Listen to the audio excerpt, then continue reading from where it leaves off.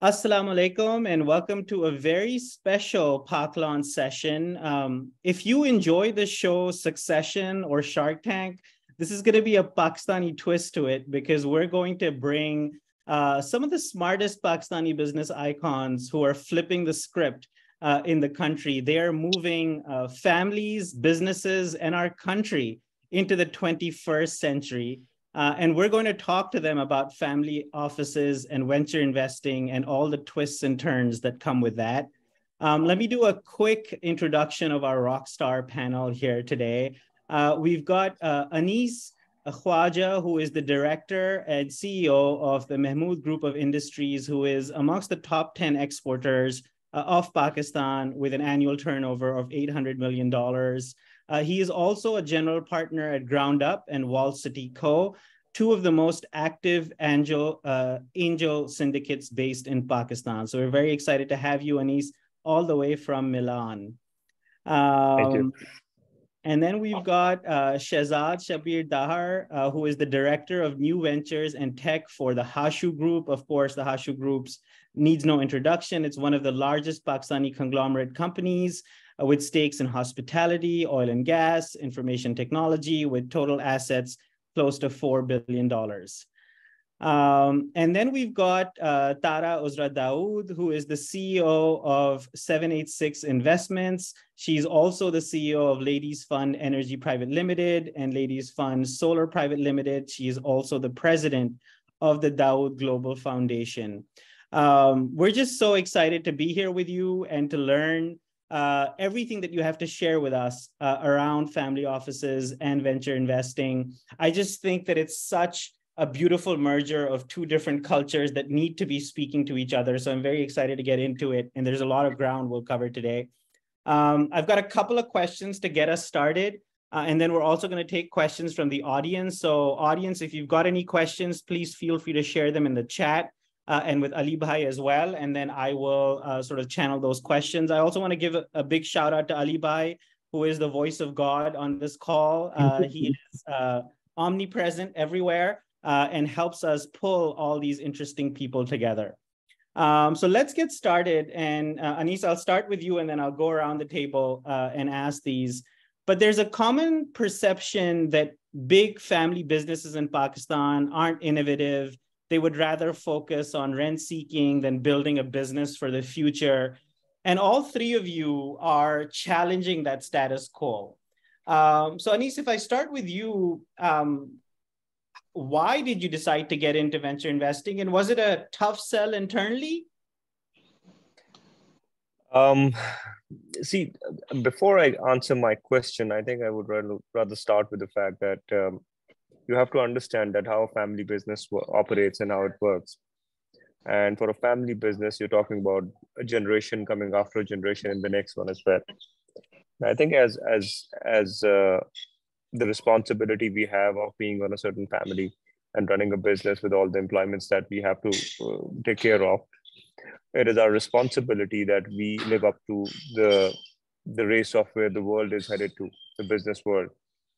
And that is why I would humbly not agree with the traditional theory that the family businesses are never ready to innovate or update themselves. My story is a little different. I have a very dear friend and brother, Shoaib Zaid Malik, who is the real founder of Wall City. And, we used to always talk about startups and we always used to talk about what he's doing in the ecosystem because, he's like an oldie into the startup ecosystem than us. But, the way he is, and he had always encouraged others to come in and join in as well in this tech world. For me personally, the catch was that I could see my businesses at a different level of transformation whenever I would hear about different kind of startups and the kind of different businesses our group is in. It was critical for us to upgrade ourselves. But credit to Shoaib, he never let me and my other friend Kashif, who is a part of the syndicate, invest a single dime till we went through a certain journey, which he said that, you have to take your own decision. So it took us a while, almost a year, to be at a point where we were, startup ready, I would say. and never look back. I think the best thing which has ever happened. The learning has been absolutely amazing. And we keep talking about what's our why, and that's the learning. That's the education for us to not just be a part of this fantastic ecosystem, but also uh, improve our businesses as well on the basis of this technology. That's wonderful. Anis, I have a quick follow-up for you, and then I'll take this to Shahzad Bhai. You said, businesses are about, family businesses are about, generation after generation looking after this. I understand that, you had a friend and a partner and a brother who sort of, partnered with you on this vision. But in terms of going back to your family and saying, hey, this is something that I want to do, was that a hard sell at all? Or were they all on board and saying, let's do this and let's learn from this? Not really, actually. Not really, because as a family and the generation we're in, we all understood the reasoning and logic of information technology coming in. And now we're living in a world where from blockchains, we're getting into AIs. So we understood that the businesses we are trying to get into, and because with me and my cousins and my generation and my brother, we always saw the need of it. So this was an easy sell that, we're just, dipping ourselves into these waters to understand how it can actually help our own business as well, and not just focus on the fact that we are being a part of this startup ecosystem. That's wonderful. And I think that's us learning from you and sort of changing our misconceptions and conceptions about how family businesses do operate. So Shahzad Bhai, coming to you, tell us about the Hashu Group's journey into venture investing and how that was brought about, and what were some of the discussions that went on behind the scenes to get them there? Sure. So I would like to start from where Hashu already had a very big CSR to their foundation called Hashu Foundation. Hashu Foundation is already there in skill development. It does a lot of entrepreneurship, education, special needs, climate change, and then also we won a BBC award called the B Project. So what we did at that time was that we gave bee farming to all the single women and married women in the northern areas. And then they used to make that honey. And then we bought the honey and sold it at our hotels, and we transferred the entire volumes to these people. So we benefited almost about 400,000 different households. And it was called the Bee Project. Now, when you have family which has been doing a lot of corporate social responsibility and philanthropy, you then always have something where when you want to invest in, you want to talk about impact investments. So when we initially started looking into this, Murtaza Ashwani, who was our deputy chairman, is also the chair for the foundation, said that we don't look for business that creates social impact. We look for social issues that have the potential to create business. So that's when you really innovate. And we wanted to innovate not only in areas which we thought could not only have a big impact to them, we also thought that the founders that usually come into this space do not have the right platforms that could assist them to take this to the next level. So we always wanted to innovate. All the 4 projects that we have currently under our family office, we see is they're all impact. Every Water, where we're talking about clean drinking water access to everyone. Ascendant, which is something similar to what Anis Bhai is doing with Roomy, but what we're doing is we're creating the 1-star, 2-star, 3 stars and giving them an identity to have a certain brand standard to them, and then giving them that brand identity to upscale and then tied them with different banks. Also, we believe in partnerships. So what happens with the Hashu Group's platform is that once these founders come in, they get a lot of skill set to work with, and they have a lot of partnerships which we have with industry leaders, which then come into play, and they have an education skill set available. So it wasn't that hard for us. The family was already into this, and we thought, why not look for issues that can create businesses for us? That's outstanding. What a story. And I can see the common thread. And I guess maybe that's the difference between family businesses who survive generation after generation or thrive generation after generation and those that do not. So Tara, coming to you, I've been following your journey for a while, and you're just such an irrepressible entrepreneur and a restless soul. I would love to get sort of your take on this in terms of how you got into venture investing and how the conversation was internally within your family to say, hey, this is something I want to do. So actually, the journey is quite interesting because on my father's side, I'm, let's say, third generation, and on my mother's side, fourth generation. So you'll see that family offices are set up with how to protect the business and the money first and foremost. Before you even talk about venture, you first talk about how the money is protected throughout generations. Then you look at, is it run by family? Is it run by professionals? Is there a combination? And which businesses where? Then which sectors to expand upon? And then you get to, oh, let's look at ventures now.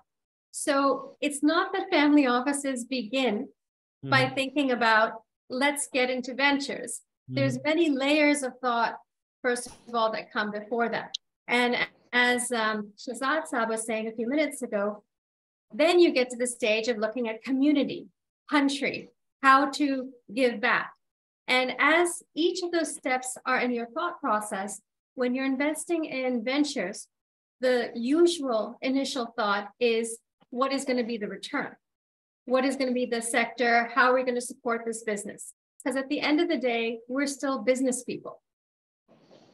The next step of that is the impact investing that was spoken about a few minutes earlier. Like we have an all-female incubation center called the Barak Center. Because in the West, when a unicorn reaches $1 billion USD, it's called, when a startup reaches $1 billion USD, it's called a unicorn. So we've called ours the Barak Center after Mirage and the Pegasus, the winged horse that the Prophet, peace be upon him, went up to heaven in. And we call women startups Baraks. So our incubation center focuses on women and impact investing, particularly climate, like getting, we're now looking to get techpreneurs, women techpreneurs into clean tech, for example, and so forth. But there's many stages to that because almost every new company we start is a venture in itself, whether we're choosing to run it from the family or investing in a part of somebody else's venture, or even buying it from someone else. I don't think you can also knock that. Wow, that's a fascinating sort of pivot to look at it that way, to look at the layers that go into what needs to be done before families even begin to invest in venture investing. And also the impact angle, I think, is very interesting, and we'll try to get into that as well. I want to ask a question, which is what I think a lot of the folks in the audience will be looking for information on. So Anisba, I'll start with you here as well. But what kind of startups do you invest in, and how do you evaluate which startups to back? Because that's a question that a lot of our, there are a lot of founders here also on and listening to you, and I think would love to learn how you make your investment decisions and who you decide to invest with and who not. Well, I mean, it's not a very, it's a straightforward question to answer, but and I see the smile on Shahzad's face as well. But I think if I have to take a jab at it, the first thing that we really love to see is what kind of a problem it's solving. And what the way Shahzad was mentioning, a lot of this investment and passion is also driven on the fact that we really want to solve problems and make lives of people easier. And the second part of it is, of course, that you're banking on the founder. For us, the most important and valuable thing is that how good the founder is, that he fails and he picks himself up and he is able to get back at it again. And we just stay at it. What we also try to do, if you look at our portfolio, is that we try to be in different segments as well, which sort of helps us to have an understanding of whatever we are doing, wherever this is being done, and how that changes the whole roadmap. For example, agri-tech is pretty close to us. Shoaib has a background in agri as well. I'm from Multan, so people just sort of assume that it's all about agri and farms or mangoes with us as well. So that is why we partner with NIC and Faisalabad as well, and we plan to do the same for Multan also. So we try and go into different domains. Founder is the most important thing for us. The kind of structure and team the founder is building up, and I think ultimately the most important thing is that what kind of a problem it's solving. So that's how we would really want to start off. All right. So the kind of problem that they're trying to solve and the kind of founder and team that they pull together. Shahzad bhai, over to you. Same question. What kind of startups do you invest in? Completely resonate with Anis bhai on that. It's more, you see, where you look at your own forte, and our forte being a conglomerate, being in hospitality and real estate, mining, and everything else that you can think of for the past 4 decades, being one of the biggest groups out there. So we definitely look for social issues, as Anis bhai said. But at the same time, the founders choosing the right partners to work with is extremely important as well. We have a lot of, as Anis bhai also said about partnerships. These partnerships then tend to turn into relationships. So if those relationships are well understood on both the side, and if you understand each other's roles, that your role is to equip the founders with a lot of skill set, with a lot of partnerships, with a lot of industry knowledge, and it's the founder's job to build. And then you have that faith in them to build. Sometimes this can be really tricky as well, because we've had issues, we've had incidents where the founders have initially come in and they've given you a really good, as I would say, presentation. But when it comes down to the implementation and the execution part is where we struggle. But other than that, yes, it's all about social issues and how they can create an impact. And most of the time, the founders who are organic, and what I mean by organic founders is that not someone who have not thought of the idea, but they've picked it up somewhere else and they've seen it at a different country where they want to replicate it. I feel you have to be organic to drive something. This has to come from within for that. Otherwise, it would have been very easy. We could have done so many different Xeroxes. But yes, that's the 2 main ingredients are the founders and what they're trying to create. Wonderful. So I can see a common thread emerging here as well, but Tara, would love your take on this as well. So obviously, everybody's going to look at the founder and look at the problem. We also look at 2 things. One is timing.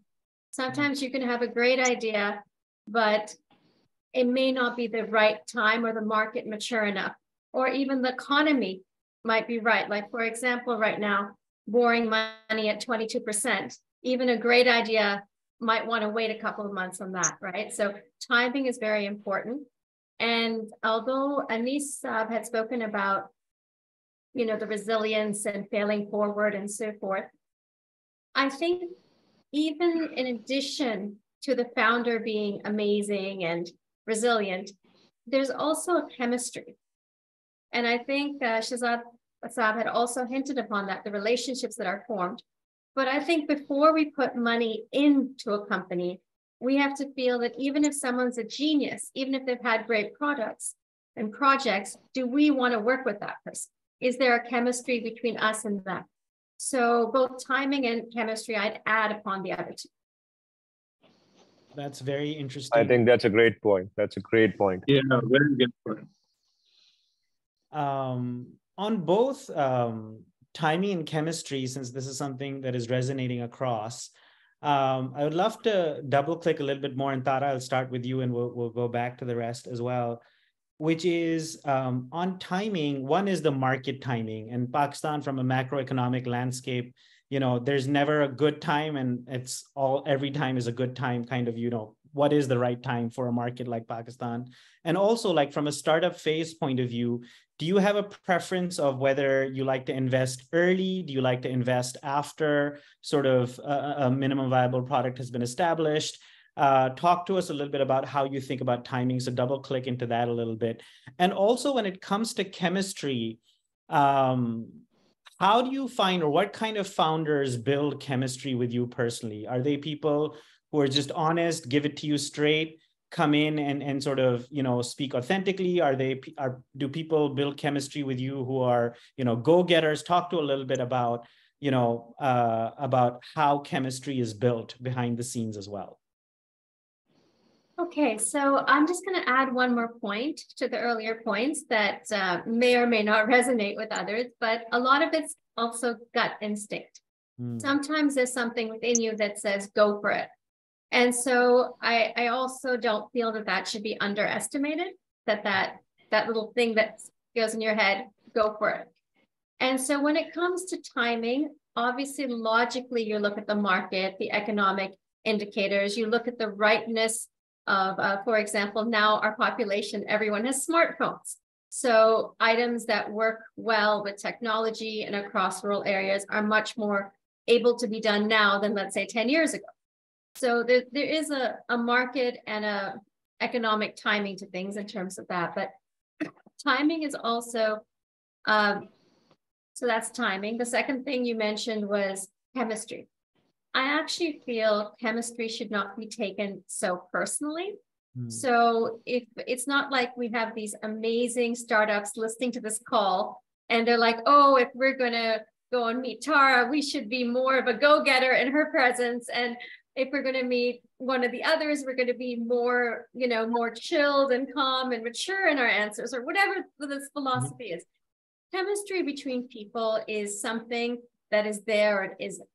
And that's why it can't be taken personally. And there are people who will have the right chemical or chemistry fit for you. And so that's just a matter that you like someone's energy. Like there's some people who love Elon Musk, some people who don't like Elon Musk the same way, but no one would dispute that he's a genius, right? So that's where chemistry is shouldn't be taken personally, in my opinion. All right. Shahzad bhai, thoughts from your side? Yeah, so I agree with Tara on the chemistry part, and I'll give you a brief example from one of our ventures that we did. One thing that we've learned over the period of years is that any startup that you want to work with, make sure they have an MVP minimum. Because what happens is that there's a lot of startups that want to do something, but they've not invested really their time and effort into that MVP. Now, chemistry only builds with three things. You support the founders, you have the faith and trust and the belief in them, and then you give them that platform. So if you keep providing, not only in terms of the monetary, but also in terms of the support and the assistance. So for example, when we did our project on the clean drinking water for everyone, when we signed up with the founders, we took them to Singapore. We placed them at the Public Utility Board in Singapore because Pakistan had problems in importing graphene at that time. So when these guys nano the polymer membrane to the water molecule levels, then they need this graphene. So we had to place them there. They were going into the National University of Singapore using their iteration machines. And then when they came back, and because when we had initially worked with them, they had the MVP. So they had, at that time, they were making the prime minister at that time, Shahid Khaqan Abbasi, and all these other people drinking out of a tub full of dirty water and the filter on the other side. And these guys were drinking that water. So when we took them there, they did this iteration, then they came back with a filter. And they also got to be the Forbes 30 under 30, the youngest Forbes 30 under 30 at that time from Pakistan. So this is the kind of scalability that you provide to the founders, which then results in that chemistry that you have with them. And then obviously when they came back, they designed the minimum viable product and changed it into a full working model. And in the last floods, we gave away about 50,000 filters. Now, these filters are obviously, when you put a filtration plant, the community comes to that plant. But when you give a filter to a household, you're enabling the whole household to drink clean drinking water. And it's all done by the boys. It's their brainchild, it's their thought process. They're the ones who've completed it. We've just facilitated and helped along the way. So that's what brought in the real chemistry. Wow. Anis, I don't know if you want to say something about sort of chemistry and how, you mentioned that the founder is important for you, but what part of the founder and how do you evaluate something as challenging as a human being and say, okay, this is the human being I want to work with? So I think for us as a syndicate, we have this advantage that we've got 3 people here trying to give their own opinions. And, many of the times one of us has a chemistry or a gut feel, but then we have 2 other people in the room trying to make a case for it. And many of the times we've felt that, the gut was wrong as well, but still some of the best decisions we've made, gut had to do a lot of it as well. So my theory is that, I understand what chemistry and gut is, but ultimately it's all the experience that you come in with the right and wrong decisions. And we like to spend a lot of time with the founders, especially when we're getting into a place where we feel that this is an investable startup. So we really engage with them. We spend a lot of time with them, understanding what they do, how they do. Some of the startup founders that we've invested with, we love how they wake up at 5 in the morning. They've got a disciplined routine they go with. So, we've all read the book Outliers as well. So, with all, the chemistries and formos and the guts that we have, I think end of the day, you have to still find that outlier effect of why you're investing with a founder. That's amazing and really, really interesting to know. All right, our chat is on fire because there are so many questions that are coming in. So I've got 2 more questions that I'm going to sneak in, and then we're going to open it up to audience questions, and I'll start channeling them. But the question, which will be on a lot of people's minds here, is what is the process for founders and startups to engage with your fund and engage with you? So Tara, maybe if I can start with you. How do people reach out, and what's the process that they go through as they engage with you? So when there's specific pools of money and funds, then people reach out officially in every which way that we would like to be selected for your investment. Otherwise, people actually come up very unofficially all the time. And in fact, they come out at gatherings and they come up through other people. So it's best if it's done officially through an email and then through a website application is our preference. All right. Very good to know. And Shahzad Bhai, any thoughts from your side? Well, the deal flow is tremendous. we have almost 10 to 15 coming in a day.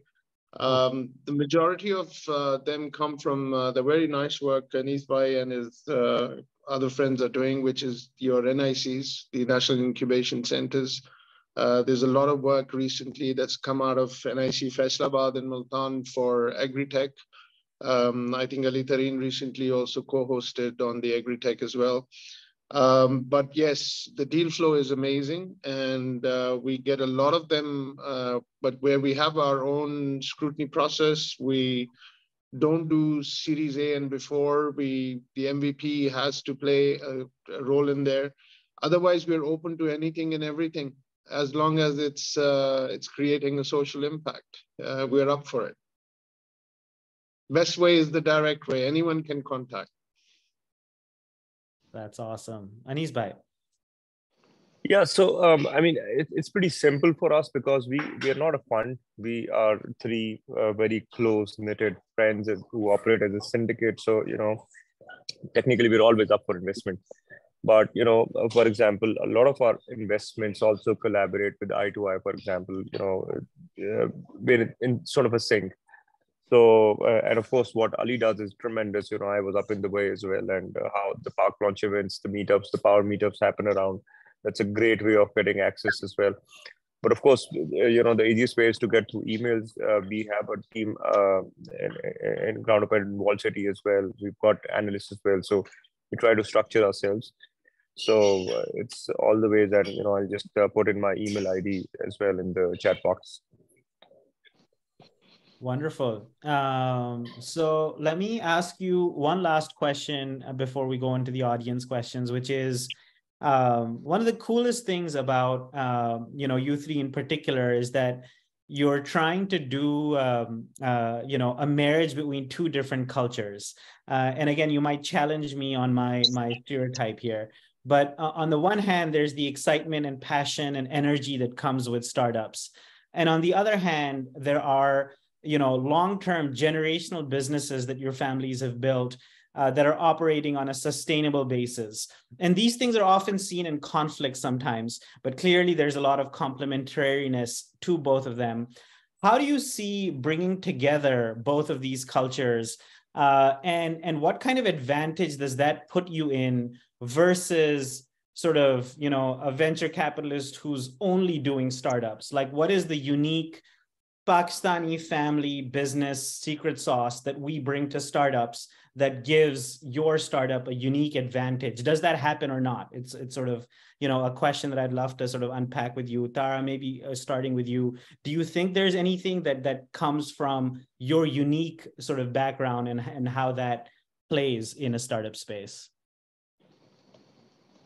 You might be on mute, Tara. Yes. In this area, we've always studied Japanese companies, which have there's 3 companies with more than 1,000 years of history. So the key is reinvention. The key is being current. So even if you have an old technology and an old business, you have to always stay current within that in any field. Even if it's textiles, the textiles have to be up to date, everything.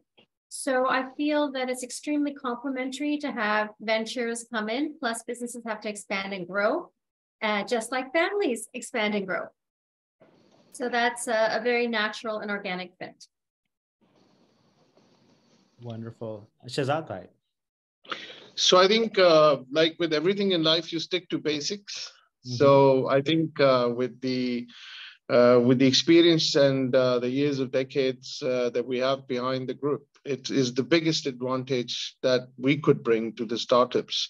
And if you provide them with the basic business processes that the group has been doing in various cross-sector, cross-industry, that helps a lot. Then the other big thing is to get things done. Probably not in the real world where you need to have this thought, but especially in Pakistan, where you need a lot of relationships and contacts. So I think that's another thing that you bring onto the table for these young boys and girls who want to really catapult themselves into the real working environment. One of the biggest things I like about one of these universities out of San Fran, which I think Tim Draper runs, is that when you walk into those universities, you don't find any founders without a good CMO, chief marketing officer, or a chief financial officer, because there they teach you not the theory, they teach you the practical, how to go into the market, how to survive out there, what's the legislation, how do you incorporate yourself, how do you take yourself to the IPO level. So I think that's the code that we follow. And that's the merger, that's the synergy between the two that really matters for those founders as well. Fascinating. Anis bhai. I think because a bit of it would be duplication, but another thing that we sort of pledged ourselves and we sort of added to the whole structure was that we are going to bring in the corporate governance side and teach these founders that why it is so important to have these corporate governance, because when you're talking about unicorns happening, you need to have those corporate structures come in. And, with a couple of, or maybe 1 or 2 unfortunate startup incidents in our environment, we also understood that, corporate governance was lacking. So we really need that to happen. And, these kids, they're brilliant kids, but even for us as family businesses, we had to go through a learning process of understanding what corporate governance is. And that, and along with what Shahzad mentioned with regards to the connections. Now that connections part is extremely important. And so when we are investing, even at that time, we're thinking that how can we help this particular person? So, we've invested in stuff like Easy Bike, Oware Technologies, Tazah. And these are some very simple basics where these connections really matter. It's not that we're giving them an edge, but we're just opening a door for them. And, with the principles of Shoaib, we're never going to cross a boundary of going in their territory. We're just going to open or show them a direction. And then it's up to them to make it happen. We're not going to do it for them. That's awesome. Words of the wise here. I am going to jump right into the audience questions. Also, one of the things that I'm taking away is that the three of you are also very good human beings to pitch to. So, usually there can be a level of intimidation that comes with this, but I think the fact that, you're seeing it in such a principle-based way in terms of how you approach your investing is very hardy to watch, and that you genuinely want sort of people to succeed all around. So one of the audience questions. Selfishness in there. Sorry, Bilal. There's a big selfishness in there, and that selfishness is the learning curve. I have increased my learning curve many folds by listening to these young boys and girls. So sorry to add to, but just wanted to add that the learning curve is the biggest selfish reason that we're doing this. No, and that's a very powerful insight, because oftentimes when founders are coming, they're like, hey, what do I have to offer and how do I build chemistry? And if they understand that one of the things that you're looking for is learning and growth in spaces where your businesses and think tanks can grow, it's an interesting thing that they can bring to the table and elevate as well. So let me get into the audience questions. Let's see how much we can learn from these questions as well. But one of the questions here is, are there any particular verticals or preferences for where you invest? And I guess, the other part of this question is also, do you invest in businesses where you already have businesses, or do you invest in other businesses to have more diversification? So just talk to us a little bit about what kind of verticals your companies invest in. Maybe Shahzad bhai, if I can start with you, and then we can continue going. Look at the core. At the core is that we look for social issues for where we could do a lot of impact investment. But other than that, it's until and unless there's a conflict of interest with something that we've already invested in, we're pretty much open to everything and anything, cross-sector, cross-industry. It doesn't, we are not really generalized or focused towards a certain vertical. We are open for anything which has a social issue where we can create impact in the lives of many people. That's on the top of the priority for us. Tara, for your side? I think that all those options are always on the table. Mm-hmm. So if we are experts in a certain business, such as Mudarba, my grandfather created the first Mudarba, we're always open to other Mudarbas or innovations in Mudarba. So that's a no-brainer if that makes sense in this market appetite. On the other hand, diversification is important for every portfolio. If the idea is an interesting one, I personally like high margins. That's something that appeals to me. So that's, as a businesswoman, that just appeals to me. On the other hand, if an idea has heart, impact on the community, it trumps everything else. If I believe in an idea and it's going to make a difference and the founder is passionate, has a great team, and it's going to make the world a better place, then that comes in too. So it's a bit wide open in that. Now, when we do funds, like right now, we're looking into potentially doing a climate fund. So if we do that, then that will have a narrow focus on a certain mandate according to the registration of that fund, and then that will not be allowed to sway. So. Very helpful. Anisbai, what about you?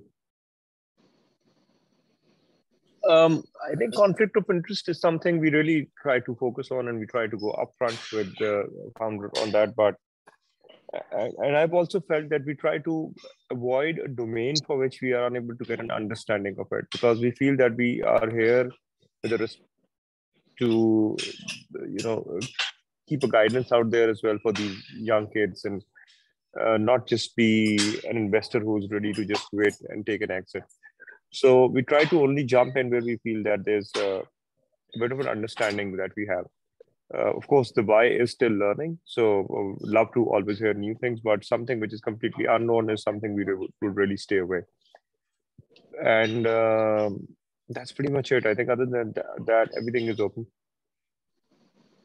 Wonderful. All right. Now we've got a very interesting question here in the chat, which is, I'm going to read this out. It says, more than 90% of funding in Pakistan in the VC space comes from international VCs and angels.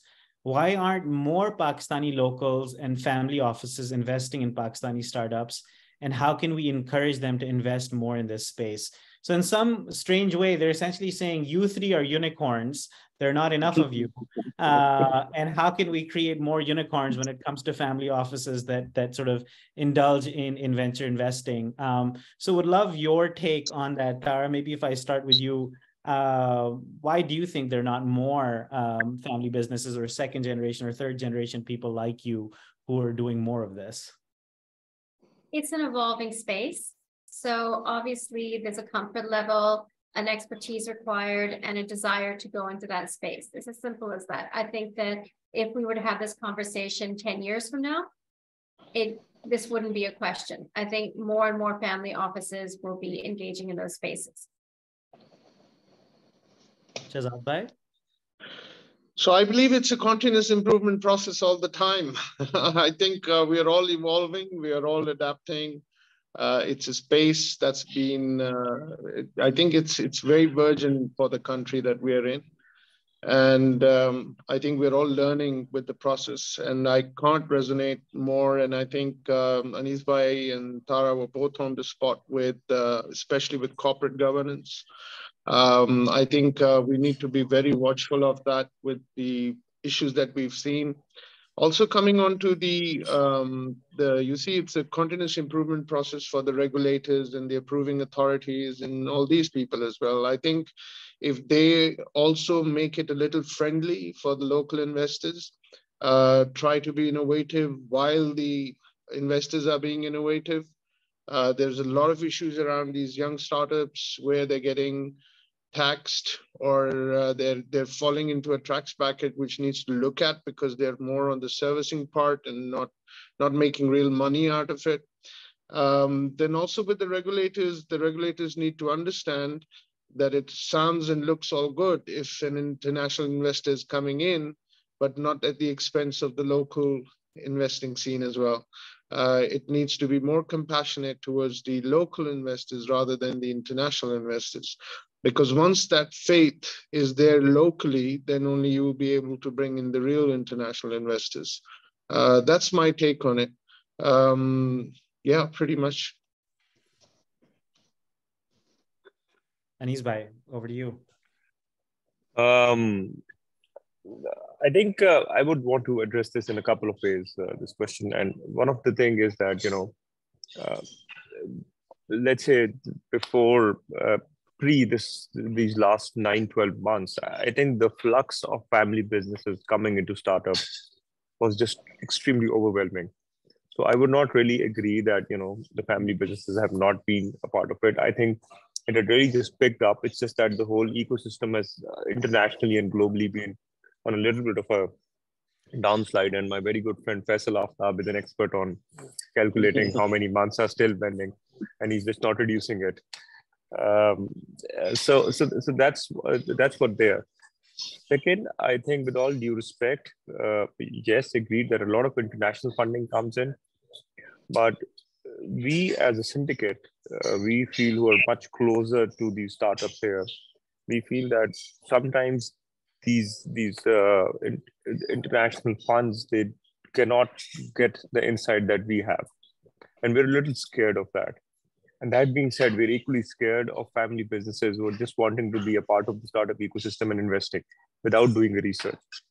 So I think this will happen in the next 4 or 5 years. You'll see more maturity, but there's nothing to be worried or disappointed about. I think there are a lot of these new generations into the businesses who are just wanting to invest into startups, and you'll see that coming around very soon.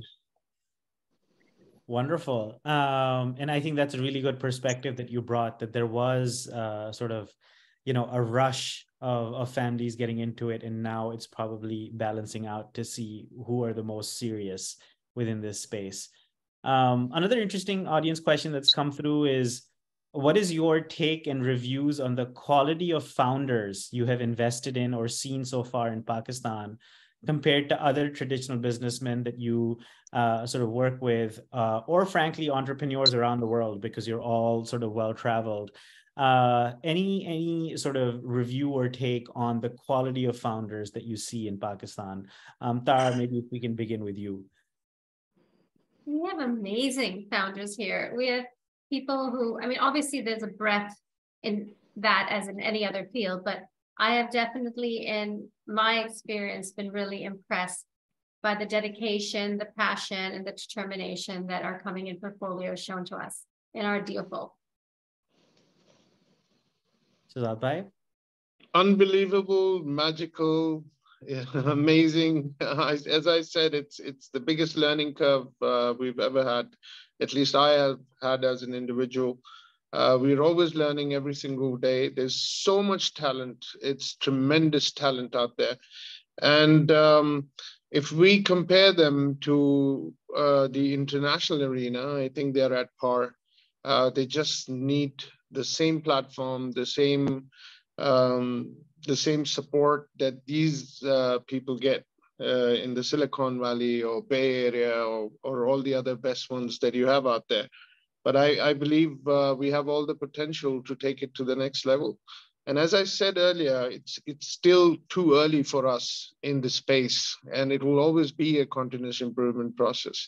It's just that how, by learning from the others in the arena, we can really catalyst this and overtake all the other countries that are our neighbors and reach to the same level, or if not more.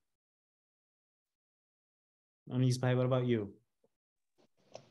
I think both of them have pretty much answered the question, but something which I would like to highlight is that as again, family businesses and businessmen or entrepreneurs out of our country, and I being out of South Punjab, I think it's our responsibility to make sure that the quality of the founders coming in are up to the level where we can invest.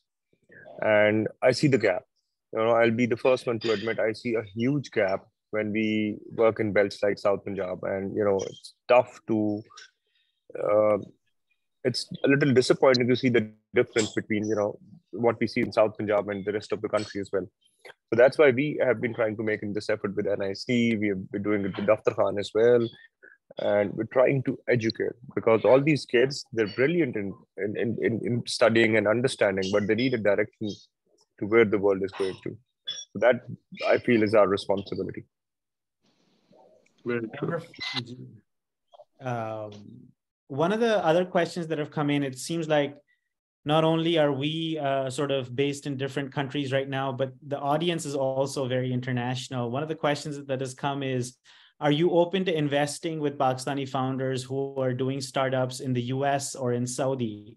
So Pakistani founders who are doing interesting things sort of outside of Pakistan. Just curious to get your take. Tara, let's just start with you. In terms of venture financing, in terms of supporting startups, right now our focus is in Pakistan, but we deal and collaborate with startups with ideas and Pakistani expats around the world. Shazad bhai? Same as Sheikh Mohammed. Think local, act global. All right. Yeah. Anis bhai? So we've been really focused on just investing within Pakistan, but this is something we've been exploring now, and probably in a few months we should be open to invest outside Pakistan as well. Wonderful. All right. And then we can't have a discussion about Pakistani startups or Pakistan without talking about government and macroeconomic sort of environment. So there are a couple of questions. I'm going to try to sort of merge them together. But we hear a lot of negativity around the Pakistani economy and government regulations and bureaucracy. How do you sort of coach your startups when they are interacting with the government or when they are sort of operating in such challenging macroeconomic environments? How do you coach them to be able to continue to survive and thrive? Maybe Anis bhai, I'll start with you and then. Yeah, I intentionally wanted to be the first one to answer. You know, my theory in life is very simple. You know, where there are challenges, that's where the opportunities are. Mhm. And this is what startup is doing. It's resolving a problem. So they should be happy, unfortunately, that there are more problems coming around because they have more solutions to bring in. Fascinating. And then Shahzad bhai, you and I talked about this at length. Yeah. Can you talk a little bit about your take on this? Yeah, so you see, as I said earlier, it's a continuous improvement process on both the sides, the regulator and the government agencies. But I think there's a need to do more. How and we coach them is obviously through our relationships, but then we also have a big legal side to the team. So we support these young entrepreneurs through the legal side as well. We try to tell them that, as Anis bhai said, these are opportunities and this is all for growth. And I'd like to put Iqbal here, and Iqbal said, "Baade mukhalif se na ghabraye, auqat bhi to chalti hai tujhe uncha udane ke liye." So it's only to take us higher. But at the same time, I think if we work within the legal framework and we take legal assistance, and it doesn't matter where the economy is or what these issues are or what the socioeconomic conditions are, if you're following a certain path and you're focused and you're taking help along the way, where you're following protocol, you're following regulations, I don't think there's anything that can disrupt you. Rather, you can disrupt everything else. I love the bullishness we have going here. What do you think? So I think that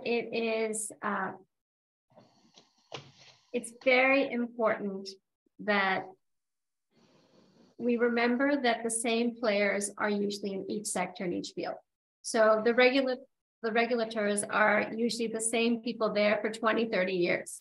The investors, although new ones are coming up all the time, a lot of it is still network driven. Even the lawyers in the legal team you use are often those who are trained in these fields. So the way we help those that we're helping or coaching or investing in is by our network being available for them, both in terms of legal teams, but also in terms of if there's a query in getting regulatory approval, there are others in the sector who are going through that. And then we speak to people who are investors like ourselves to help expedite that. Wonderful. I'm going to try to sneak in a couple of more questions. I think we've got another 5 minutes to go. How can conventional business processes help startups? I'm asking, as startups need accelerated growth and capturing market rapidly, could speakers give examples of where it works? That'll be enlightening. So essentially, where do conventional business processes, things that you are running in sort of your mainstay businesses, is there any way that those processes can help startups sort of operate and scale as they go through their businesses? We talked a little bit about bringing culture, but this is a bit more about business processes. So Shahzad bhai, any thoughts from your side on this? So as I said earlier as well, I think if you stick to basics, you don't reinvent the wheel with the processes that you've been running in your conventional businesses. And it depends if you're running that business for over 4 decades, the learning curve that you've taken along the way is really something that catapults these young founders, and you share that experience with them. But at the same time, I feel conventional businesses also help you in terms of it's lucky. So we were in the water bottling system once upon a time, and then obviously when we partnered with these boys, we understood clean drinking water, the need for clean drinking water. And we were there to support them. We got Kantar come in from Germany. There was a engineering design house from Kiska from Austria. So we really gave them the right tool set to go out there and then create something magnanimous. These boys also have around, I think, 72 patents in about 12 different countries.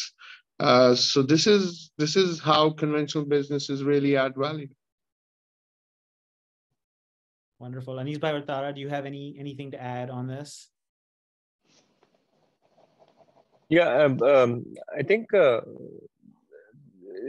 important thing is that all these startups who come and pitch, and investment or not investment is maybe a different thing, but somewhere you find a collaboration. For example, we had a pitch from this company, Foster Learning, and they've been doing fantastic work with us by educating women who have zero education. And I think they've educated about more than 1,000 women for us, which work in our different businesses. There's Abshar for saving of water. So, we have these highly sustainable plants in our facilities, which we call as LEED Platinum certified. So we used Abshar's devices. We have biometrics, which does traceability and tracking system for us through RFID. So these all came in because I was fortunate enough to be a part of the startup ecosystem because I was getting those pitches. And now naturally, if I have 3 companies with me, or let's say 2 companies with me, one is that company who's, all set, established, a brand to work with. And then I see a struggling founder. I will immediately hold the hand of the founder and tell him, let's do this together. I'll guide you. You do your part by giving me something which is better than others. And, this is the philosophy we try to work on.